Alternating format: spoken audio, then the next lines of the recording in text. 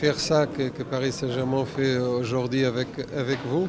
Le travail de base, le travail de formation, c'est très important pour former le joueur.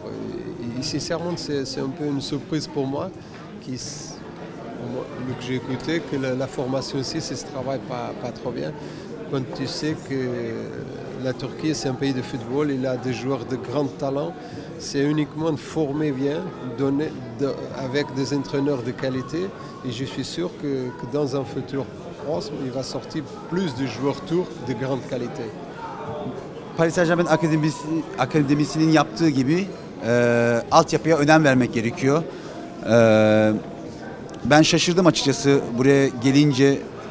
Türkiye çünkü futbol ülkesi, futbol aşkı kokan bir ülke ve büyük takımların özellikle bu altyapıya niye bu kadar önem vermediklerini açıkçası şaşırıyorum. Çünkü çok sayıda kaliteli öğrencimiz var, genç bir nüfus var ve bu önemi niye şimdiye kadar vermedikleri açıkçası şaşırıyorum. Biz bunu getirmeye çalışıyoruz. Hem hocalarımızla hem eğitimimizle bu çocuklara doğru eğitim verip bir yerlere getirmek istiyoruz.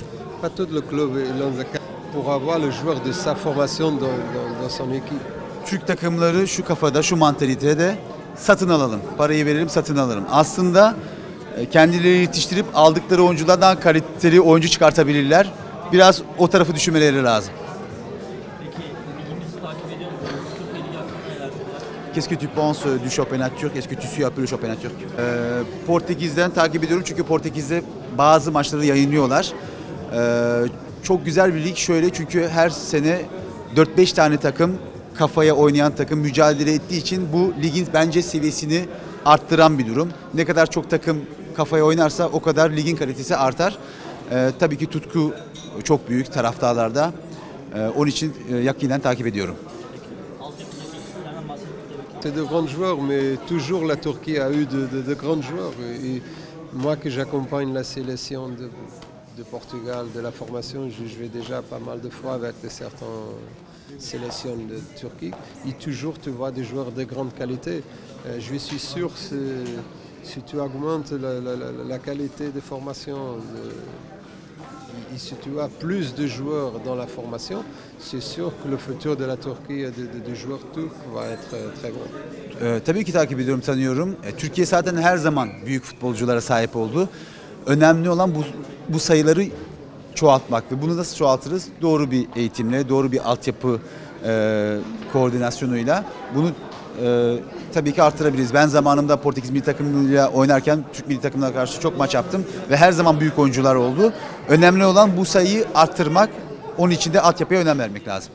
Peki çok önemli bir futbolcuydu. Geçmişte Türkiye'den teklifler aldın mı? Aldıysan hangi takım? Dernière question. Est-ce que tu as déjà reçu une offre de la Turquie? Direct avec moi, non, mais avec mon agent, il a eu une époque de Galatasaray. Mais bon, mais rien de spécial et avec moi. Direkt olarak, resmi olarak bir teklif almadım ama Galatasaray Kulübü'nün kendi menajerimle görüştüğünü biliyorum. Ama sonuçlanmadı böyle. Direkt bu soru çok sorulmuş bana bu arada diyor.